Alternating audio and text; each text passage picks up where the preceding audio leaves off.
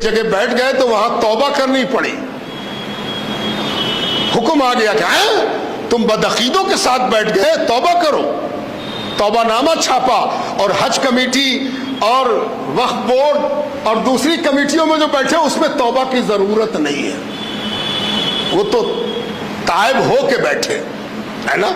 یہ جو غریب عوام کے ساتھ مذاق اڑانا ہے, کہے کہ اے حضور ہم تو تھری ویلر پر چلے تو کس کے ساتھ بیٹھے ہی طے کریں گے, تب تو بڑا مشکل ہے.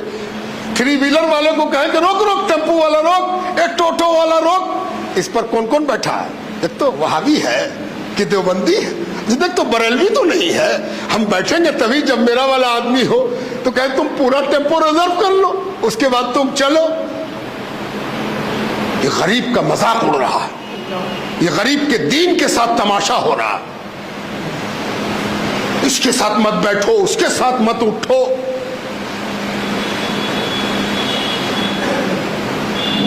اپنے طریقے اور اپنے مسلک سے کس نے ہٹنے کو کہا ہے؟ کوئی ہے جو کہہ دے کہ آپ اپنے مسلک سے ہٹ جائیے؟ یہ کس نے کہا ہے؟ جو قوم, جو ملت غیر مسلموں کے ساتھ زندگی گزارنے کا حکم اللہ اور رسول سے پا چکی ہے, وہ اپنے ہی دین کے مسلک سے دور ہٹنے کی کیا ضرورت محسوس کرے گی؟ تماشا ہو کے رہ گیا, ایک کھلواڑ ہو رہا ہے. ہر طرف ایک آگ سلگائی جا رہی ہے اور اس آگ میں جلانے کے لیے سب تیار ہے. اب کوئی کسی سے کم نہیں. ایسے مدارس بن گئے ہیں جن کے پاس بڑا بڑا بجٹ ہے, بڑی بڑی بلڈنگ ہے, اور ایک چھوٹا سا کام آپ کیجئے کہ آپ کا مدرسہ کیا کرتا ہے پتہ کیسے چلے گا؟ تو کہیں گے ہم سال میں 100 حافظ تیار کرتے ہیں, 100 عالم تیار کرتے ہیں. اس سے پتہ نہیں چلے گا. یہ تو بڑی اچھی بات آپ نے کیا کہ 100 حافظ بنا دیا اور 100 عالم بنا دیا. میں آپ کو ایک طریقہ بتاتا ہوں. ان سے کہیے 2 چیز آپ دکھائیے, پتہ چل جائے گا کہ آپ کیا کرتے ہیں. کہے کون کون چیز؟ کہیے ایک چیز تو یہ بتائیے آپ کہ آپ لوگ جب تقریر کرتے ہیں تو آپ کا ٹیپ ہوتا ہوگا, فیس بک پر لگتا ہوگا, آپ تو بڑے مدرسے والے ہو, آپ کی تقریر, آپ کے خیالات فیس بک پر آتے ہوں گے, آپ کے تقریر و خیالات کو سوشل میڈیا پر وائرل ہوتا ہوگا. ذرا وہ سب سنوائیے, تب نے پتہ چلے کہ آپ کا مدرسہ کیا کام کرتا ہے. اور دوسرا ایک کام یہ کیجیے, آپ پبلیکیشن ہاؤس بھی چلاتے ہیں, کتاب بھی چھاپتے ہیں. ہاں, کتنی کتاب چھاپا؟ 100 کتاب چھاپ دیا. اچھا لائیے تو فہرست لائیے تو اس 100 کتاب میں کتنی ایسی کتاب ہے جو مسلکی جھگڑے سے ہٹ کے لکھی گئی. کتاب اگر اٹھائیے گا تو ایک ہاتھ سے مسافہ, 2 ہاتھ سے مسافہ. بیچارہ غریب آدمی دونوں ہاتھ کو دیکھ رہا ہے کہ ایک ہاتھ سے کرے کہ دونوں ہاتھ سے کر لے. یا اللہ, ایک ہاتھ سے کیا تو کہیں اس کی غلط ہے, دونوں ہاتھ سے کیا تو بالکل غلط ہے.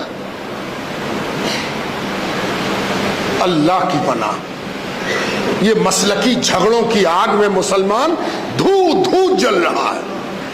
اور اس کی مسلکی جھگڑوں کی وجہ سے اس سندل کی خوشبو بھی بدبو میں بدل گئی. تھا سندل, لیکن اس کو اس بری طرح جلایا گیا ہے کہ بدبو محسوس ہو رہی.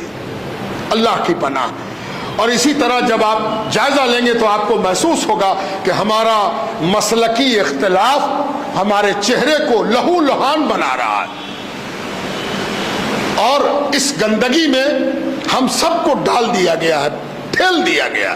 جاؤ اسی گندگی میں رہو, جاؤ اسی گندگی میں جا کے تم برباد ہوتے رہو. اور کوئی اس پر گفتگو کرنے, بات چیت کرنے, اس کا حل نکالنے کی کوشش نہیں کر رہا ہے. اور اس اختلاف میں ہم کہیں یہاں تک, کہیں یہاں تک, کہیں یہاں تک ڈوب گئے ہیں. آپ کو معلوم ہے کہ صحابہ کرام, تابعین, تبع تابعین, یہ وہ لوگ ہیں جن پر پوری امت کا اجماع ہے کہ یہ ساری امت سے بہتر ہیں, تھے اور رہیں گے. ان سے بہتر نہیں ہو سکتے, صحابہ سے بہتر. اور صحابہ میں مختلف موضوعات پر اختلاف تھا. یہ ڈھکا چھپا معاملہ نہیں ہے, یہ صاف صاف نظر آتا ہے کہ صحابہ کے درمیان اختلافات پائے جاتے تھے.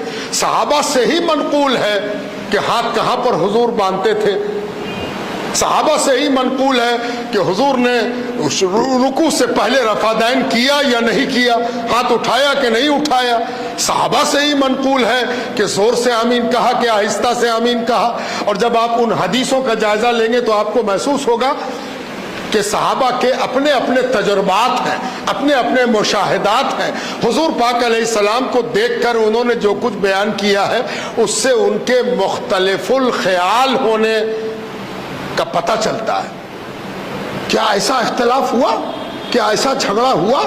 اگر کبھی کسی مسئلے پر اختلاف ہو بھی گیا، ایسا نہیں ہے کہ اختلاف نہیں ہوا، اختلاف ہوا۔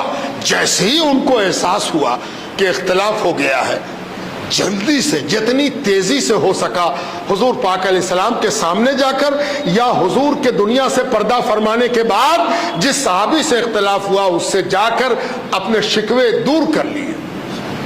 سارا جھنجھٹ ختم، اختلاف ختم۔ میں آپ سے چلتے چلتے یہ کہنا چاہتا ہوں کہ اپنے مسلک پر قائم رہیے۔ اپنے مسلک کو آپ کو چھوڑنے کی ضرورت نہیں ہے۔ جو طرز اور روش آپ کو ملی ہے اس پر قائم رہیے، لیکن دوسری طرز اور دوسری روش والوں کے ساتھ اپنے معاملات کو اس طرح مت رکھیے کہ دوسروں کو ہنسنے کا موقع ملے، دوسروں کو انگلی اٹھانے کا موقع ملے، دوسروں کو آپ کو برا بھلا کہنے کا موقع ملے۔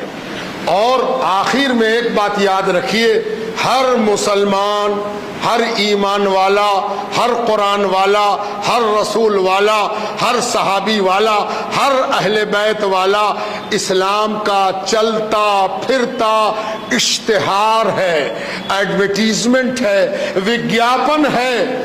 اگر آپ اسلام کی طرف لوگوں کو بلا نہیں سکتے تو اسلام سے نفرت مت دلائیے، اسلام سے نفرت دلانے کا کام مت کیجیے۔ آپ کا جھگڑا آپ کے دین کے چہرے کو خراب کرنے کی ایک کوشش ہے، اس سے اپنے آپ کو بچیے اور اپنے آپ کو اس لحاظ سے بھی درست کیجیے کہ آپ کی قیادت محسوس کرے کہ آپ پسند نہیں کرتے ہیں۔ آپ کا چپ رہ جانا، آپ کا خاموش رہ جانا اس بات کی علامت ہے کہ قیادت جو چاہے کرے۔ نہیں، قیادت کو یہ احساس دلائیے کہ آپ کا لڑائی جھگڑے کا معاملہ، آپ کا ایک دوسرے پر وار کرنا یہ ہمیں پسند نہیں ہے۔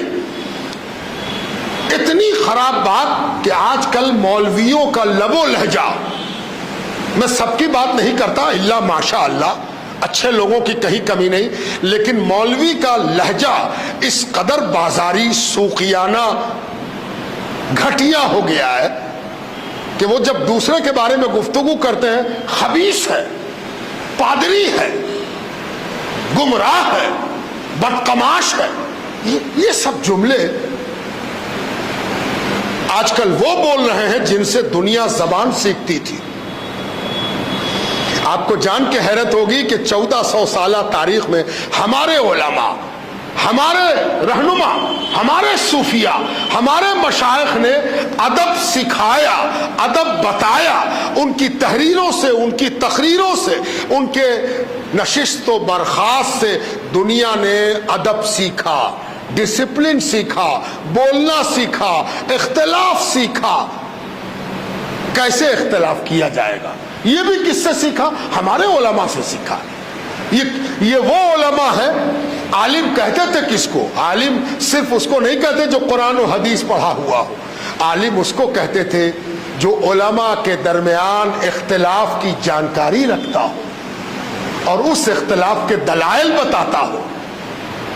اگر وہ یہ بتائے کہ ہاتھ یہاں باندھنا ہے تو یہ بھی بتائے کہ یہ باندھنا کیوں درست ہے اور اس باندھنے والے کی دلیل کیا ہے اور اس سے نیچے باندھنے والے کی دلیل کیا ہے۔ اس کے جاننے کو علم کہتے تھے، گالی بکنے کو علم نہیں کہتے تھے، ذلیل کرنے کو علم نہیں کہتے تھے، رسوا کرنے کو علم نہیں کہتے تھے، گھٹیا بازاری چیزوں کی گفتگو کرنے کو علم نہیں کہتے۔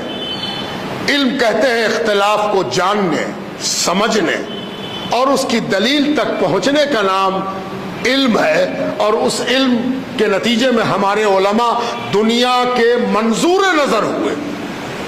ہمیں بھی ایک ماحول بنانا ہوگا۔ آپ جانتے ہیں کہ جب ماحول بنتا ہے تو سب کو مجبور ہو کے اس ماحول کی طرف آنا پڑتا ہے. آپس میں بات کیجئے کہ اختلافی بات سے ایک دم پرہیز کیا جائے گا. اختلافی ملا کو دعوت دینے سے پرہیز کیا جائے گا. اختلافی ملا کو پہلے کہہ دیا جائے گا خبردار کوئی اختلافی بات نہیں ہونی چاہیے. اگر آپ کو اپنے مسلک کی دلیل دینی بالکل دیجئے, اطمینان سے دیجئے, لب و لہجہ درست ہو, سلیقے سے دیجئے, قاعدے سے دیجئے. انہی باتوں کے ساتھ اپنا درد آپ سے شیئر کرتے ہوئے یہ درخواست ہے کہ اپنے کو سیدھی راہ پر رہیے اور اختلاف کا ایندھن بننے سے بچے رہیے. جس سے آگ لگ رہی ہے اس کا پٹرول آپ مت بنیے, جہاں آگ لگائی جا رہی ہے اس کا ہاتھ آپ مت بنیے. آپ آگ بجھانے والے بنیے. آپ اپنے وجود کو پانی بنائیے, آپ اپنے وجود کو آگ بجھانے والا بنائیے. اللہ تعالی ہم سب کو اختلاف سے دور فرمائے, نیک بنائے اور ایک بنائے. وما علینا الا البلاغ.